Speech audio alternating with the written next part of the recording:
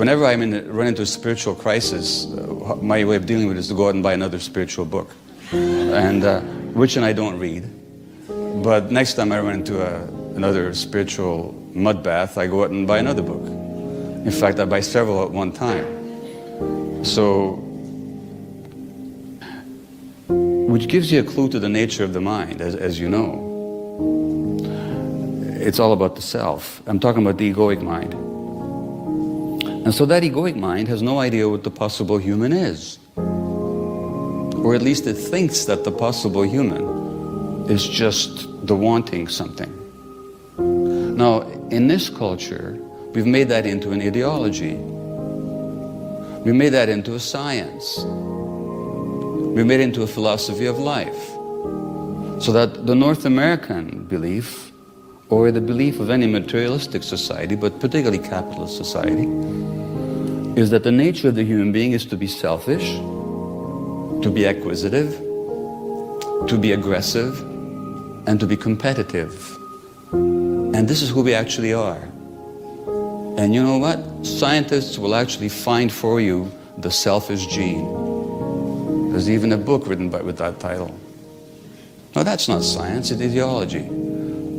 But it's an emanation of that egoic mind, the same egoic mind that sits there saying, when is it going to be my turn?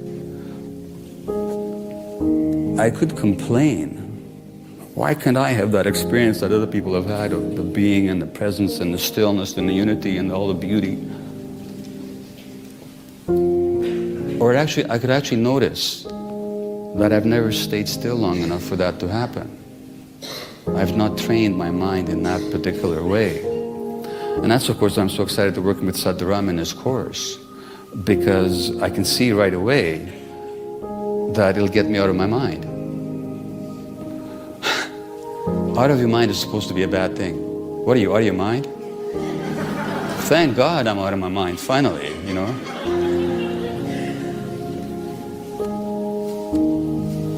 And so, I do get that it's not about what anybody else will teach me. And it's not about what I'm going to teach you either. So when it comes to addictions, or any other problem we're facing, it doesn't do to look for the solutions on the outside. That's a clue. It doesn't look for the solutions from the outside. There are no solutions from the outside. There are no solutions from the outside. The medical profession exemplifies that to the nth degree. Because what we basically do as physicians is we take addicted people or depressed people or anxious people, and not for a moment do we believe that they have the truth within themselves. Not for a moment do we believe that the healing power resides in us all. Not for a moment do we have any idea how to encourage, invigorate, and empower that healing capacity that we all have. What we do instead is we replace one pharmaceutical with another. For your depression, here's the pill. Now, and I'm not even saying that I'm against pills for depression. I've taken them myself and they've really helped me. But they're never the solution. They're not the answer. At the very best, they buy you some time. But then we stop there. We think this is it. The solution is, you have a problem, here's something from the outside, take this, and then you'll be okay. The kind of getting into your body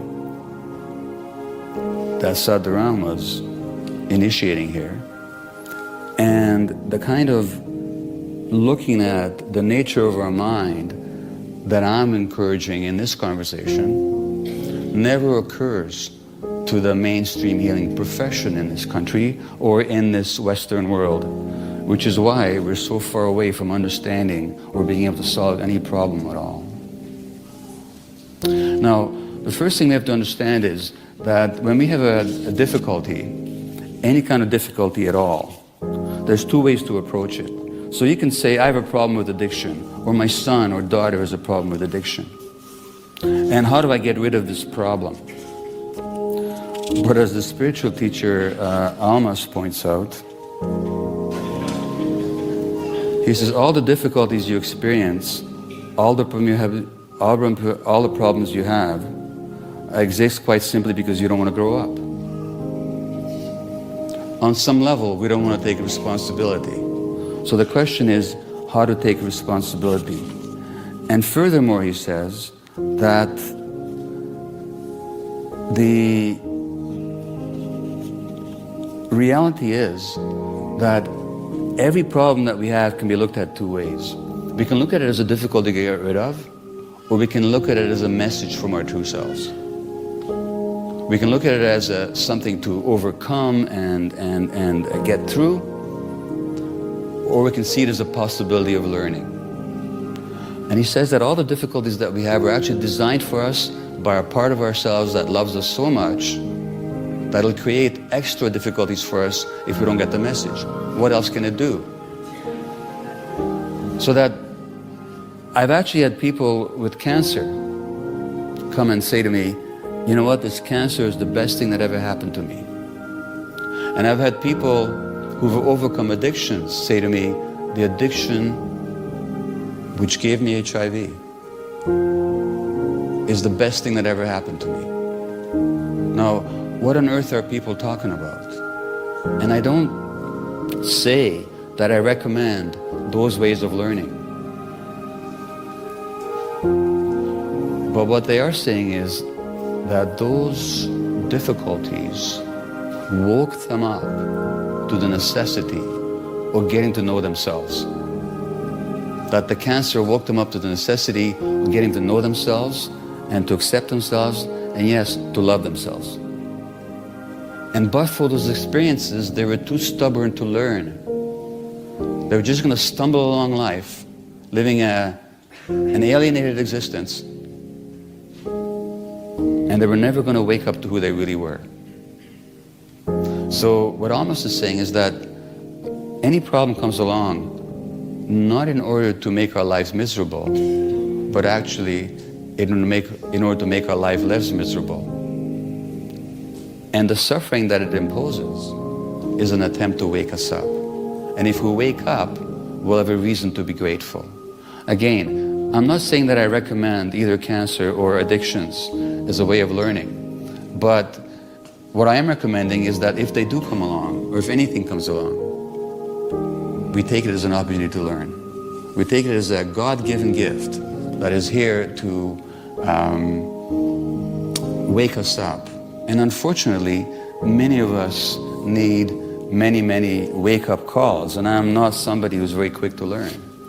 It takes a long time to wake me up, and even after I wake up for a while, my tendency is very much to go back to sleep. But remember, the question is the possible human? Well, what I'm saying here is that the very possibility of being human is inherent in dealing honestly and openly with our difficulties. That's what makes us human. That dealing honestly and openly and courageously with our difficulties is exactly what makes us human. Now, the possible human, I was going to bring you a quote, but I left it at home, but I'll tell you about it. I recently read a book by a American-Canadian academic called Mark Lewis, and it's called Memoirs of an Addicted Brain. Really a wonderful read. And he himself is a neuroscientist who goes through his own addictions, and he gets addicted to everything, like starts from pot to alcohol to heroin to ecstasy or other substances like that, ketamine, what have you. So he goes through the whole gamut of addictions. And he talks about the physiology of the addicted brain as well. Now, at a certain point, he's in Malaysia, and he's tramping through the jungle with some fellow scientists. In a clearing, they find these two people, a father and son, this tribe, this jungle tribe, and these two people are standing there. And I wish I could have read to you the eloquent description of these two human beings.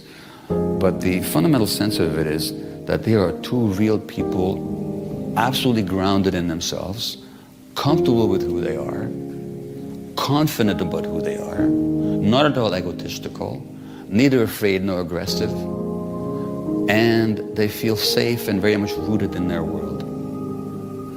It's a beautiful description. And of course, Lewis contrasts the confidence and stillness and presence of these two people with his own neurotic, troubled, uncomfortable in his own skin consciousness.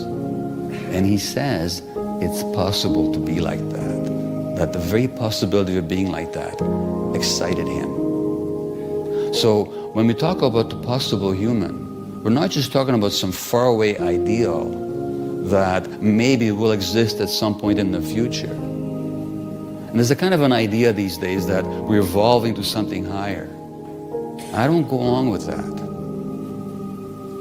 That something higher has already existed and still exists in a very few rare places in the world where so-called civilization hasn't intruded. It's not that we have to evolve into something higher. It's that we have to shed the mental and spiritual pollution that so-called civilization has instilled in our minds and in our souls and in our personalities. And that's not a personal problem. It's not a problem with me in this individual. It's not my failure. It's not your failure. If you're not comfortable in your skin, if you're not as grounded, present, still, confident,